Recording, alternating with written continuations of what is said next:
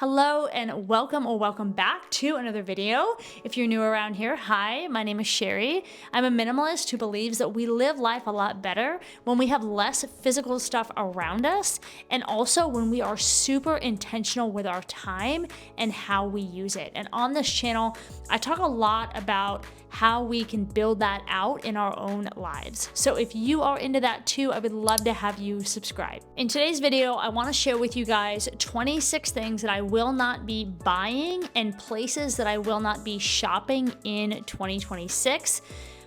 If you guys have been around here, you know that I attempted to do a no buy this year in 2025, and to say that it was an epic failure is a total understatement. What I found and what I really want to relay to you guys is with my no buy, what I found is that life is not black and white. In life, there's a lot of gray and a lot of nuance. And I found that with a no buy list, it was just too rigid. There was too much yes and no, and there wasn't any kind of leeway. It was just too rigid.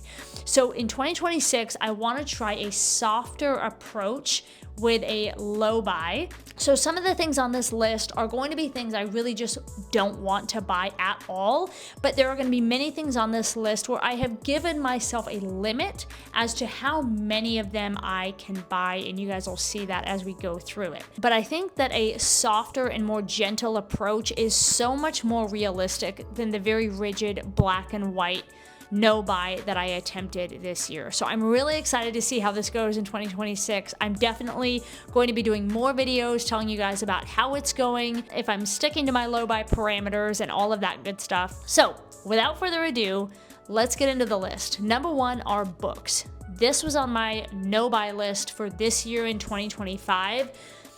I didn't do great with it, sort of fell off the rails. Many of you guys know I love coffee table books. I love books where I can draw inspiration from, that I can sit down with a cup of coffee and just flip through and just enjoy the quiet and the nice pictures. Books that have like a storyline, that are novels, things like that, I don't have a problem not buying because it's very rare, other than the book Greenwich Park, which I really enjoyed. That is literally the only book ever that I have read more than once. But I have plenty of coffee table books to last me through this year, so I am not going to be buying any books in 2026. Second on the list are low quality items. This year I found myself trying to cut corners a little bit and buy things that were lower quality because they were at a cheaper price point, and in the long run, they just didn't work out. They fell apart and I had to end up replacing them anyway. So this year I'm not gonna be buying low quality items in any category. If I need something, I'm going to buy the high quality version of it, which oftentimes I think equates to a higher price tag. But over the long run, I'm not buying multiple of that item. I just have to buy one. So I'm not gonna be buying any low quality items in 2026. Number three are thrifted finds. I'm not gonna be thrifting in 2026. I really got into thrifting this year because there were a handful of times that I found things that were really cool, that I was really stoked to get. An example are these slip-on Vans shoes that I found thrifted. They were brand new. They didn't have the tag on them, but you could tell the tread on the bottom that they'd never been worn.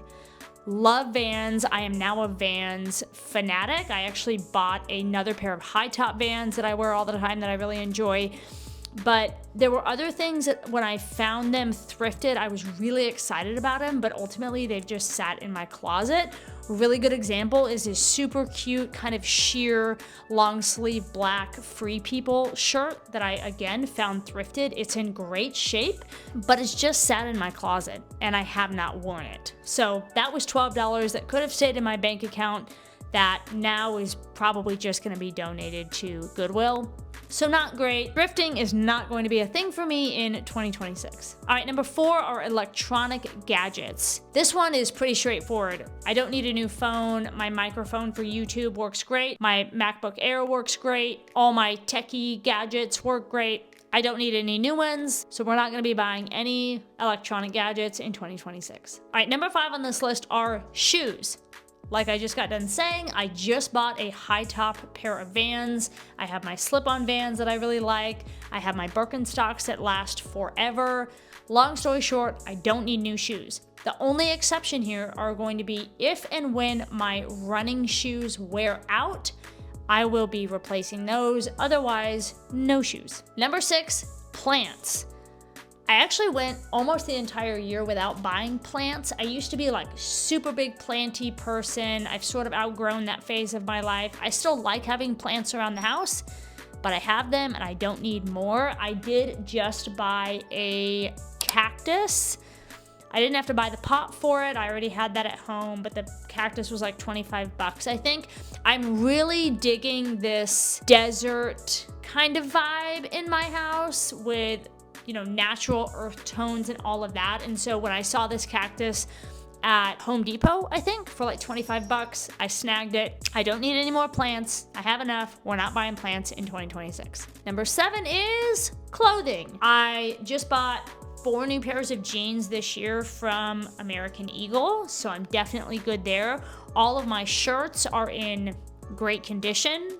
I don't need any shoes. We already went over that. I really don't foresee a true need for new clothes in 2026. Now, the only exception here is if something wears out, I can replace it. I have no problem with that, but we don't need to be adding to my closet. In fact, my closet could actually stand to be decluttered a little bit. If you guys would like a video on me decluttering that, let me know and I would be happy to make that for you guys. Moving on. Number 8, grocery store add-ons. I have gotten really bad about when I go to the grocery store picking up some kind of beverage and some kind of snack. At the end of the day, this can easily be avoided by just bringing a water bottle or something to drink while I am out and packing a snack. This is not hard to work around. I really want to get better about it because I want to get more intentional about how I am spending my money. This is one that's real easy to go. So in 2026, we are not adding anything to the grocery cart on the way out the door. All right, number 9 goes sort of hand in hand with that, but these are drinks and snacks from the gas station. This isn't a huge one for me, but when I was making this list, there were like a handful of times that I could recall stopping at Racetrack and grabbing like an Alani energy drink. Again, this is super easy to navigate around. Just pack it before you leave. So we're not gonna be going to the gas station for food and beverages in 2026. All right, number 10, toxic products. This has become a big thing for me. In fact, I have dedicated an entire video to this very topic, and that will be coming out next week, so you can look forward to that. Anything from laundry detergent to what we put in our body, we have become 100% free toxin house, and it feels really good. We all feel really good. Yeah, so toxic things we're just not doing. Again, I have a video about that coming out where I do a very deep dive into this, but definitely toxic products are off the list for the rest of our lives. Number 11, hobby-related items. I have a lot of kind of expensive hobbies, but I feel like any hobby really can be expensive, right? I mean, I like to run. Running can be expensive. I like to record YouTube videos. That can be wildly expensive, especially depending on what kind of camera you buy. I really like to hike, and it's hilarious how much money we spend to live like homeless people. I have a lot of, I love to read. All of these things you can spend ridiculous amounts of money on if you want to, but for all of my hobbies, I have everything that I need. Everything is working great with the exception of my running shoes wearing out. I'm not gonna be buying any hobby-related anything in 2026. Number 12 is a big one because it was on my no-buy list for last year, and this is where I'm really trying to incorporate that nuance and that gentle approach. Number 12 is limiting, not eliminating, but limiting my home decor items to 5 items for the entire year. I really like this approach because number 1, it's realistic. Number 2, I don't feel like this is gonna be like a white knuckling situation right out of the gate, which is very much how I felt when I put this on my list in 2025. There are a few things that I know I wanna buy for our house. Primarily, I'd like to get some artwork for some of the walls in our home. Nothing crazy, but for example, the wall where my TV is, it's just a gigantic blank wall with a TV on it. It's pretty ugly, if I'm being honest. And I would just like some artwork to go on the wall to make it not so ugly.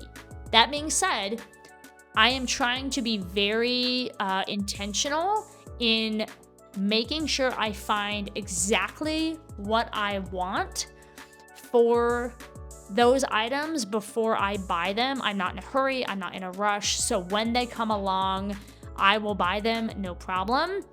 But having a limit to what I can buy still gives me a little bit of flexibility and a little bit of freedom, and I really feel like that is more in rhythm with how actual life goes rather than just cutting myself off, you know? So limiting my home decor to 5 items for 2026. Actually, maybe I should make it 6 items because it's 2026. Yeah? No? Let me know. All right, number 13 is makeup. I think you guys know I don't really wear makeup. I'll wear the occasional mascara, but that's pretty much it.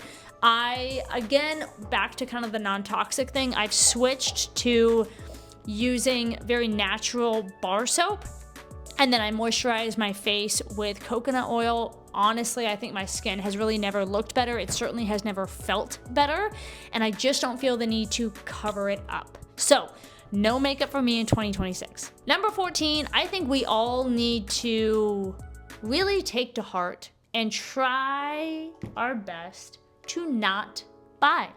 And that is trendy anything. Now, I will say right out of the gate, since I'm not on social media, I miss out on like 95% on whatever it is that's trending. Really, the only time that I become aware of things that are trending is at work. If you guys don't know, I work very part-time at Target. Usually either my coworkers or things that we're selling sort of alert me to what is trending right now. Here's the thing. I know my style. I know what I'm confident in and what I look good in, and at the end of the day, that is vastly more important to me than wearing something that I might not actually love that much, but that everybody else has on, so I'm gonna wear it too. Again, we're talking about intention here and being authentic to ourselves. I could live in a white t-shirt and jeans and my Birkenstocks. It's a classic look. It goes with everything. It never goes out of style. That's just what I like. I try to keep it very simple. I've never really liked trendy anything, I don't think. So trendy items, not gonna be a thing for me in 2026. All right, number 15 is fast food. Now, this one is very easy for me. If you guys don't know, I actually have celiac disease, so I have to be very careful with what I eat. I cannot have any type of gluten. Makes me very sick. It's not a good thing. So I already don't eat out just because it's just not worth the risk. Now, sometimes I can get away with eating Chipotle, or I can get away with eating some things from Chick-fil-A, but not very many. But honestly, and really our whole family is this way, we just don't feel good after we've eaten fast food. Like, our bodies just don't like it. And so we feel like it's a waste of money. It is wildly unhealthy. I strongly encourage you to do some research about what they put in the food at fast food places, and you might change your mind on this too. But fast food is not gonna be a thing for me in 2026. Number 16 on this list are energy drinks. Again, going along with really trying to be intentional about what we eat and the things that we put in and on our body and in our home and going toxic free and all of that stuff. Energy drinks, even though I drink like the Celsius and the Alanis that are healthier or whatever, I don't need to be drinking those. They're crazy expensive. I don't need them. So they're off the list in 2026. All right, number 17 on this list are water bottles, tumblers, and mugs. We just don't need any. Ours work great. Ours are the stainless steel ones. They last forever. We don't need to spend money on more. We have, plenty of coffee mugs. We're good. This is an easy one. We don't need new ones. None of that in 2026. Number 18 on this list is candy. Ooh, okay, I have this thing with Junior Mints. I love them. And when I get into the habit of eating them, I eat them literally every day. It's not good. It's not a cute look. Nope. And it's wildly unhealthy. So we are done with candy. And the thing that I notice when I stop eating candy, obviously, is I just feel so much better. The sugar just gives you that high, and then you crash out and you just don't feel good. So we are not going to be eating candy in 2026, and we are going to feel so much better because of it. Number 19 is a bullet journal or any type of planner. This year, I came across multiple videos about how much people raved about a bullet journal, and this very much ties into like the trendy topic thing. I watched, a handful of videos about bullet journals. I figured, it'd be so cool to go analog with everything. I can carry it around with me. They're small. It was really cool for 3 weeks. And then I stopped using it and I just reverted back to my phone. And while I am all about doing more things analog, there are some things for me that are just more convenient to do on my phone. This is one of them. I can do anything and everything on my phone, my calendar, my notes, whatever it is. And it's much less clutter that I have in my house. So in 2026, not buying bullet journals, not buying planners, not buying any of that paper stuff that almost always ends up in clutter anyway. Number 20 is the last physical item that I have on this list. 21 through 26 are stores that I will not be shopping at, and I'm excited to get to that in just a minute.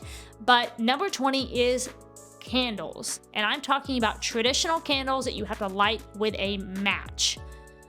Here's my thing with candles. They're toxic. Most of them, the tapered candles that I like to burn, are very toxic. They're made with toxic waxes. They're just not great. I really loved burning beeswax candles because beeswax candles will actually purify the air, which is wild. The problem with beeswax candles is that they are crazy expensive for how often I like to burn candles. So my alternative to this has been LED tapered candles. I actually got some, I want to say it was Target, but it might have been Amazon. And they're super realistic. They look like a flickering flame. They don't give off any toxins. They check all my boxes, and they are much less expensive to have. So we will not be buying any type of match lit candles in 2026. And honestly, I have enough of the LED candles that I shouldn't have to buy any of those in 2026 either. Like I said, the rest of the list are going to be stores that I will not be shopping at this year. And here's why I decided to add these specific stores to my list this year. When I was preparing this low buy, no buy list, what I noticed is that these 5 stores continually popped up on my credit card and on our checking account rosters. And when I looked back and really thought about what I bought at these places, it was all completely unnecessary. The purchases in hindsight were not worth it, and they were things that I easily could have gone without. So while I am approaching this low buy in a much more gentle way, these are going to be pretty strict for me because they're just stores that when I go into, I lose my mind and I spend money that I don't need to spend. And you'll see what I mean in just a minute. All right, number 21, the first store that I am not going into in 2026 is Dick's Sporting Goods. I love the Free People brand. I like the oversized look. It's all very comfortable. Long story short, I go into Dick's Sporting Goods, which sells a lot of their stuff, and I get into trouble so quickly, it's sort of wild. So the other thing with Dick's Sporting Goods is I noticed that I never really go in there unless I'm looking for like a dopamine fix, because I know I can go in there, find something cute, come out happy as a clam, you know, for like 10 minutes and then it fades. I've never gone in there thinking, okay, I really need this one thing and Dick's Sporting Goods is the only place that I can get it. That's literally never happened. I just don't need to go into that store. Number 22, Bath & Body Works. This very much ties into my whole candle thing, my whole non-toxic thing. This was also a store that I kept seeing when I was looking at our transactions for the year. I think I spent, I don't know, it was like less than $200 I think that I spent at Bath & Body Works this year. I just don't need to be in there. Most everything in there is toxic, fragranced. We're already not buying candles anyway, so Bath & Body Works, you're done in 2026. 23. West Elm. If you don't know what West Elm is, be grateful. If you do, then you know how easy it is to get in trouble in West Elm. West Elm is a moderately high-end home decor store. This year I actually bought a beautiful lamp, very minimalist in nature, absolutely stunning. The way that the light is in this lamp, I love it. But this is a store where I go in and all common sense and reason goes completely out the window and I just make terrible financial decisions. West Elm is also a store where I have to drive like an hour and 15 minutes to get to. So this is a store that will be very easy for me to just not go to because I already don't want to make that drive. But West Elm is definitely on my do not enter list for 2026. Okay, the next two, number 24 and 25, sort of go hand in hand because really they're kind of one and the same-ish. And they are, and I bet you can guess, TJ Maxx and Home Goods. You got it. These are stores where we all know it's just super easy to make impulsive purchases that you did not need. The stuff in there is super cute. These are another couple of stores where I have a little bit more common sense and a little bit more reason because the stuff in there just isn't made very well. Like, I knew when I bought that lamp at West Elm, it is so well made. It's made of this really heavy stone material. It's just beautiful. It will last me forever. I cannot say the same about literally anything in TJ Maxx or Home Goods. Again, going back to not buying low quality items, this is very much where that stems from. So these are two stores that I am going to be staying out of in 2026. Last on this list, we made it, is Amazon. Now, I don't necessarily have a problem with buying things from Amazon. I understand the convenience of it. However, the convenience is part of the problem for me because Amazon has a tendency to feed my very impatient tendencies. It used to be that you had to wait like 3 or 5 days to get something that you ordered online. And now it's like we can't even wait 2 days for stuff anymore. So for me, one thing that I'm really wanting to learn and practice in 2026 is that ability to be patient. And because Amazon just feeds into my impatience, I want to step away from buying things there. This is also going to help me to be more intentional with things that I buy because instead of buying it from Amazon, I'm going to have to buy it from a different retailer, which means that I probably will have to wait 3 to 5 days for shipping. If I don't really want it, if I don't really want to wait the 3 to 5 days, I'm not going to buy it. So I'm really excited to see how this is going to work out in my ability to be patient and slow down and really think about purchases before I make them. And I wanted to throw in here as well because the pastor at church was talking about this on Sunday. he was telling the story of the parable where the Pharisees try to trip Jesus up and how they should deal with the woman who was caught in adultery. And the Pharisees were very much in a hurry for Jesus to answer.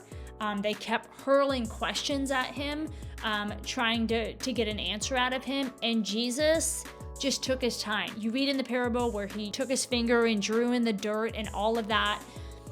And our pastor talked about how the enemy always wants you in a hurry.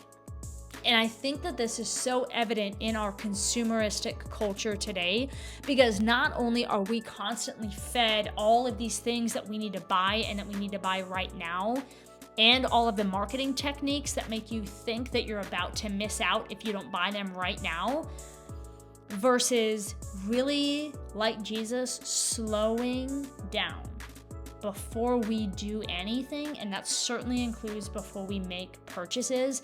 There's just so much value and wisdom. Of course, anything that comes from Jesus is going to be full of wisdom and goodness. I really took that to heart. And so I would encourage you to go and read that parable. I think it's in John. I'll leave it here for you guys so you can go and look it up in your own time if you would like to. It's a wonderful parable to think about and to ponder and to do some maybe like commentary research on. I really want to learn how to just slow down with buying stuff in 2026 and approach it in a more gentle way that really just is more realistic with the life that I actually live. Because life is so nuanced, there's so much gray area, it really is not black and white, that we remember that when we bring these systems and challenges and things like that into our lives, that we really build them around our life in a way that is reasonable and that allows us a little bit of grace. So that is my list of 26 things and stores I will not be shopping at in 2026. I hope that you guys enjoyed this video. If you did, please be sure to give it a thumbs up. That really helps my channel, and it's a free way for you to support my work here on YouTube. Thank you guys, as always, for being here, and I'll see you in the next one.